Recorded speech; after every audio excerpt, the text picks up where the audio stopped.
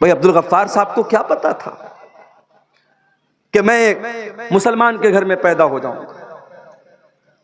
ये तो अल्लाह ताला ने मेरी किस्मत संवारी कि मैं मुसलमान के घर में पैदा हुआ। किसी मुशरिक के घर पैदा होता तो किसी गाय को देख करके मैं भी हाथ जोड़ रहा होता, किसी गाय का पेशाब मैं भी पी रहा होता। तो अल्लाह अगर हमें हिदायत ना देता तो हम हिदायत नहीं पा सकते थे मेरे प्यारे साहब। और अल्लाह जब चाहे जिसको चाहे हिदायत दे सकता है। हमारे उत्तर प्रदेश में एक शहर आजमगढ़ में एक नौजवान लड़का जिसका नाम बाके राम था, गैर मुस्लिम घराने से उसका ताल्लुक था। उस लड़के के मन के अंदर जिज्ञासा पैदा हुई, ख्वाहिश पैदा हुई, इस्लाम का मुताला करने की। पढ़ा लिखा नौजवान था, उसने इस्लाम का मुताला किया, इस्लाम की स्टडी की, कुरान को पढ़ा, नबी की सीरत को पढ़ा, नबी की जिंदगी को पढ़ा। एक मौलवी साहब से मिला, मौलवी साहब मैं इस्लाम को स्वीकार करना चाहता हूं, क्या करना पड़ेगा? मौलवी साहब ने कहा जाओ गुस्ल करके आओ। गुस्ल करके आया, पाक साफ हो करके आया। मौलवी साहब ने कहा चलो कलमा पढ़ो, अशहदु अल्ला इलाहा इल्लल्लाह, मैं गवाही देता हूँ अल्लाह के सिवा कोई इबादत के लायक नहीं है, व अशहदु अन्ना मुहम्मदन अब्दुहु व रसूलुहु, और मैं गवाही देता हूँ कि मोहम्मद सल्लल्लाहु अलैहि वसल्लम अल्लाह के बंदे हैं, अल्लाह के रसूल हैं।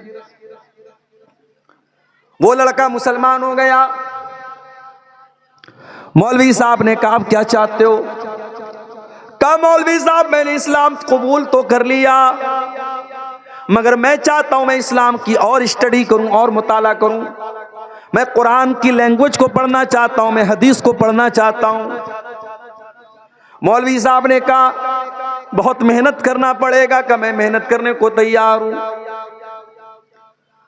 उस लड़के ने उत्तर प्रदेश से 2000 किलोमीटर दूर तमिलनाडु का सफर किया, और तमिलनाडु के एक इलाके उमराबाद में जमात अहले हदीस का एक बहुत बड़ा इदारा जिसका नाम जामिया दारुस्सलाम उमराबाद है, वहां जाकर के उसने एडमिशन लिया। उस लड़के ने 10 साल तक उस इदारे में तालीम हासिल की, और वहां से पूरा आलिम बन करके, कुरान और हदीस का जानकार बन करके निकला।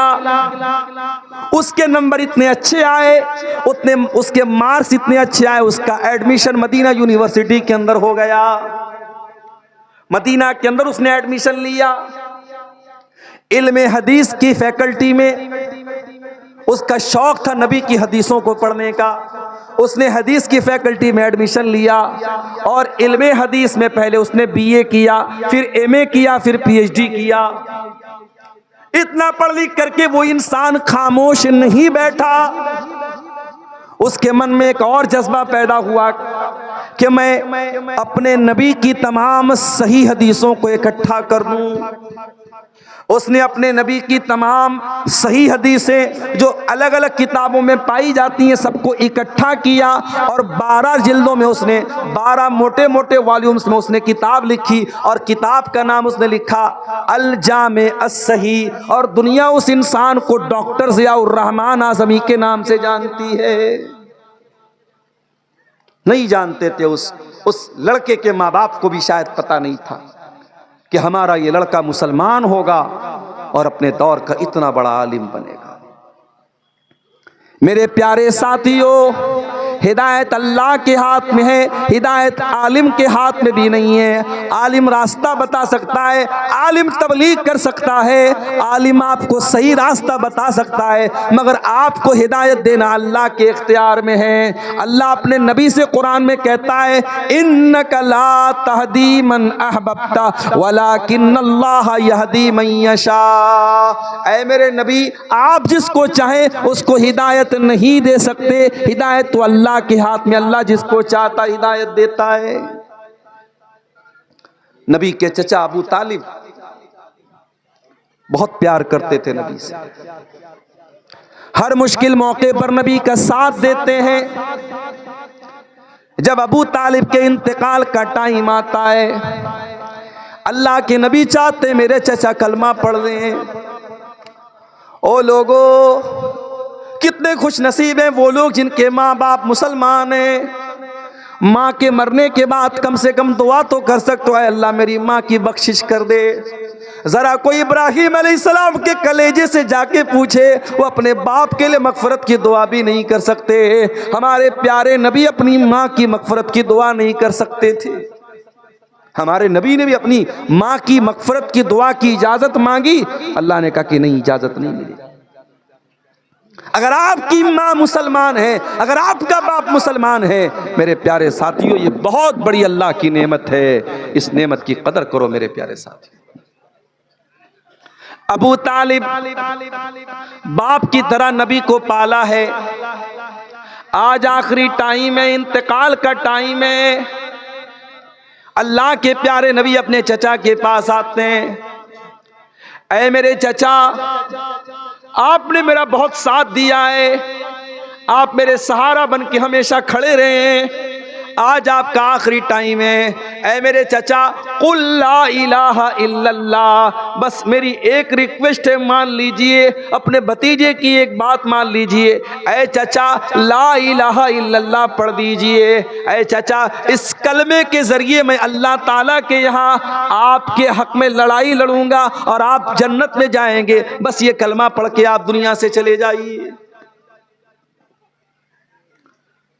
अबू तालिब सोच में पड़ गए, क्या करूं, भतीजा इतना बोल रहा है, पढ़ दूं क्या कलमा। वहीं पर अबू जहल बैठा था, वहीं पर अब्दुल्ला बिन उमैया बैठा था। उसने कहा, अबू तालिब खबरदार, मरने का टाइम है, जिंदगी भर अपने बाप दादा के तरीके को फॉलो करते रहे, मरने के टाइम कहीं बाप दादा से बगावत मत कर देना।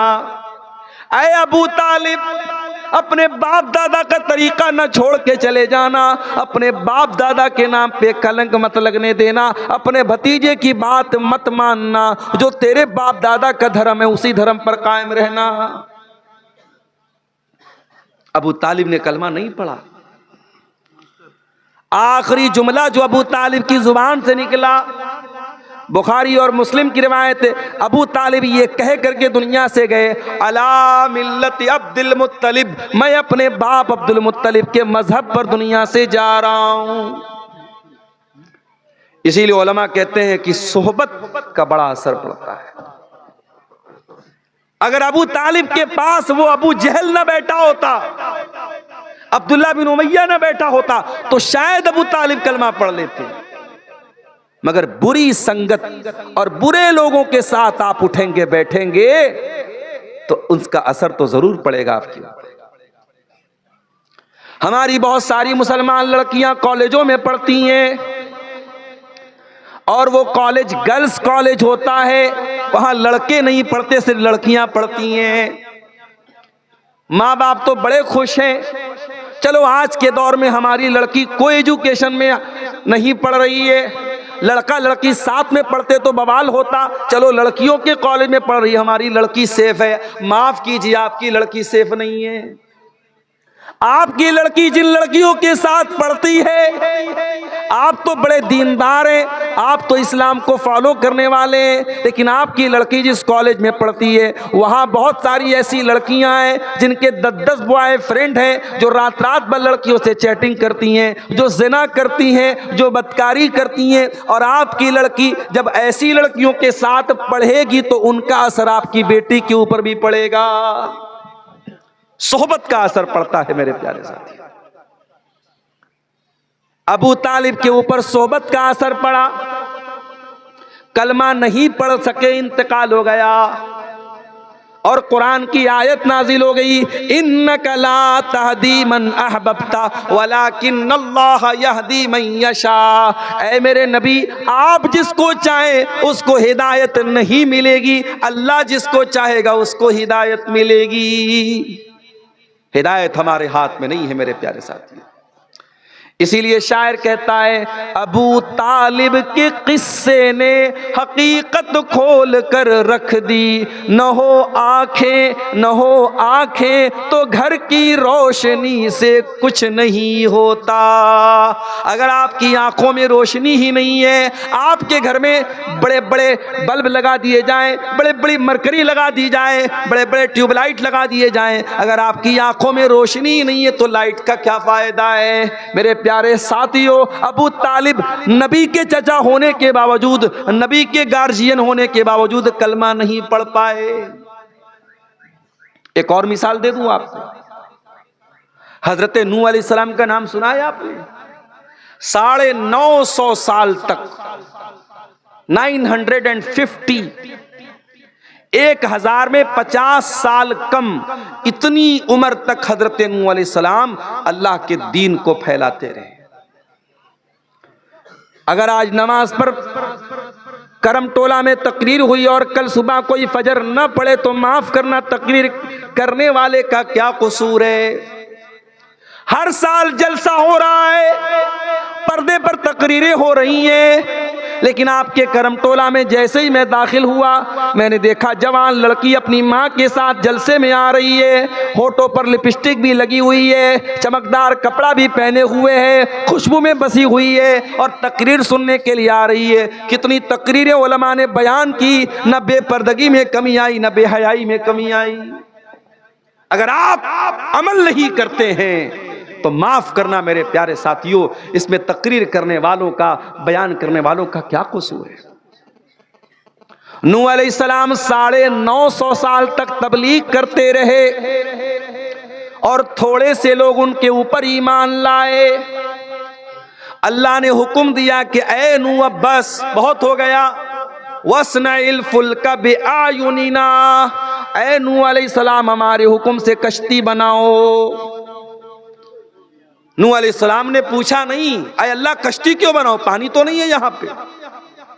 हजरत नूह अलैहिस्सलाम गंगा के किनारे थोड़ी रहते थे, उनको लाल बथानी से मनिहारियम को जाना हो तो हमें कश्ती का सहारा लेना पड़ता है, बीच में नदी है, वहां तो दूर दूर तक नदी नहीं थी। नूह अलैहिस्सलाम ने, अल्लाह ने हुक्म दिया कश्ती बनाओ। नूह अलैहिस्सलाम ने लॉजिक नहीं पूछी। आज हमारा नौजवान हर चीज की लॉजिक पूछता है। मौलवी साहब, एक औरत का मेरे पास मैसेज आया, मौलवी साहब ये बताइए कि शौहर के मरने के बाद बीवी को 4 महीना 10 दिन की इद्दत क्यों गुजारनी पड़ती है? मैंने कहा कि मेरी बहन, बीवी को अपने शौहर के एहतराम में, मियाँ बीवी का रिश्ता एहतराम का रिश्ता है, बीवी अपने शौहर का की इज्जत करती है, एहतराम करती है, सम्मान करती है, रिस्पेक्ट करती है, तो अल्लाह ताला ने हुक्म दिया है कि शौहर मर जाए तो बीवी 4 महीना 10 दिन तक इद्दत गुजारे। और फिर मैंने उस बहन को यह भी नसीहत की कि हर चीज की लॉजिक मत तलाश किया करो। शरीयत में आपको बहुत सारी ऐसी चीजें मिलेंगी, कोई लॉजिक नहीं है, कोई लॉजिक नहीं। जाड़े का मौसम आया, आप मोजा पहने हुए हैं, ट्रेन पे मैं सफर करके आता हूं, अपनी मंजिल पर पहुंचा, देखा मोजा बहुत गंदा हो गया है। मैं वजू की हालत में, अगर मैंने मोजा पहना हुआ है, शरीयत कहती है कि सफर में आप 3 दिन तक मोजा पहने पहने वजू कीजिए और पैर धोने के बजाय पैर के ऊपर मसा कर लीजिए। अब लॉजिक ये कहती है कि साहब जब मैंने मोजा पहना है तो मोजे पर जो डस्ट लग रहा है, जो गंदगी लग रही है, वो तो नीचे लग रही है, तो मसा तो नीचे होना चाहिए, मगर मसा नीचे नहीं, मसा ऊपर होगा। दीन में हर जगह लॉजिक नहीं चलेगी मेरे प्यारे साथी। अल्लाह ने कहा ऐ नूह कश्ती बनाओ। नूह अलैहिस्सलाम ने लॉजिक नहीं पूछी, कश्ती बनाने लगे। ये भी नहीं पूछा अल्लाह कश्ती क्यों बना रहा हूं, पानी तो दूर दूर तक नहीं है। नूह अलैहिस्सलाम कश्ती बनाने लगे। अब कश्ती बनाते चले जा रहे, कौम के लोग आते चले जा रहे, कुल्लमा मर्रा अलैहि मलउम मिन कौमिही सखिरू मिनहु, जब कौम के लोग वहाँ से गुजरते हैं तो मजाक उड़ाते हैं, देखो भाई हजरत नूह तो बड़ई बन गए, ये तो बड़ई का काम कर रहे हैं, ये तो कश्ती बना रहे, लोग मजाक उड़ा रहे, लोग ठट्ठा कर रहे हैं, लोग हंसी उड़ा रहे हैं, मगर नूह अलैहिस्सलाम खामोशी से अपना काम करते चले जा रहे हैं। सबक ये दे रहे हैं, ऐ सच्चाई के रास्ते पे चलने वाले, ऐ दीन के रास्ते पे चलने वाले, दुनिया तेरा मजाक उड़ाएगी, तू परवाह मत करना। ऐ नकाब पहनने वाली खातून, तू नकाब पहन के निकलेगी, कोई नारा भी लगाएगा अपने मजहब का, तू खामोशी से आगे बढ़ जाना। ऐ दाढ़ी रखने वाले नौजवान, तेरी दाढ़ी का मजाक भी उड़ाया जाएगा, तू अपनी दाढ़ी पर कभी शर्माने की कोशिश मत करना। कहीं लोगों के हंसी मजाक को सुन करके अपनी दाढ़ी को साफ मत कर देना, कहीं लोगों की हंसी मजाक को सुन करके अपने नकाब से ऐ मुसलमान औरत तो समझौता मत कर लेना। हजरत नूह ने सबक दिया। दुनिया कुत्ते भौंकते रहते हैं और हाथी चलता रहता है, हाथी की चाल पे कुत्तों के भौंकने से कोई फर्क नहीं पड़ता है। नूह अलैहिस्सलाम कश्ती बनाते चले जा रहे हैं और कौम के लोग मजाक उड़ाते चले जा रहे हैं। कश्ती बन करके तैयार, अल्लाह ने फरमाया कि ऐ नूह अब एक काम करो, इस कश्ती पर जितने ईमान वाले हैं सबको शामिल कर लो और तुम्हारे जितने परिवार के लोग हैं उनको भी कश्ती पर बिठा लो। वमीन कुल्लिन ज़ौजैन इस्नैन, और हर जानदार, हर जानवर का जोड़ा भी अपनी कश्ती में रख लो, जो भी जानदार तुम्हारे सामने मौजूद है। नूह अलैहिस्सलाम ने जितने ईमान वाले थे, मुट्ठी भर थोड़े से ईमान वाले थे, सबको अपनी कश्ती पे सवार कर लिया। उनका परिवार भी कश्ती में आ गया। उनकी एक बीवी उनके ऊपर ईमान नहीं लाई, वो कश्ती पे नहीं चढ़ी, और उनका एक बेटा ईमान नहीं लाया, वो कश्ती पे नहीं चढ़ा। बेटे का नाम कनान था, जो उलमा ने बयान किया है वल्लाहु आलम, उसका नाम कनान था। कनान नाम का लड़का बैठा नहीं कश्ती पे, नहीं सवार। जब कश्ती के चलने का टाइम आया, अल्लाह ने जमीन को हुक्म दिया, जमीन से पानी निकलने लगा, पूरी जमीन पानी से भर गई, हर तरफ पानी ही पानी नजर आने लगा। अगर आपको नूह अलैहिस्सलाम के तूफान का अंदाजा लगाना है तो यूट्यूब पे जाके देखना, जब सुनामी आई थी तब क्या हाल था। इंडोनेशिया के वो इलाके जहां बड़ी बड़ी बिल्डिंगें समुद्र के किनारे थी, ताश के पत्तों की तरह डह गई, गिर गई, उन इलाकों से जाके पूछ लेना और अंदाजा लगा लेना कि नूह अलैहिस्सलाम के जमाने में तूफान कैसा आया था। आज भी तूफान आता है तो इंसान की कोई बनाई नहीं बनती, इंसान की कोई ताकत काम नहीं आती। अरे तूफान तो बहुत बड़ी बात है, इतनी तरक्की कर गया हमारा देश भारत। आज भी बिहार के कुछ इलाकों में जब सैलाब आता है, जब बाढ़ आती है, तो नीतीश कुमार जी भी कुछ नहीं कर पाते। कटिहार के कई गांव के गांव डूब जाते हैं, पूरी बस्ती डूब जाती है। गांव के लोग जितने दिन सैलाब आता है अपना गांव छोड़ के कहीं और चले जाते हैं। इस सैलाब का, इस बाढ़ का भी हमारे पास कोई सॉल्यूशन नहीं है। इंसान अल्लाह तबारक व तआला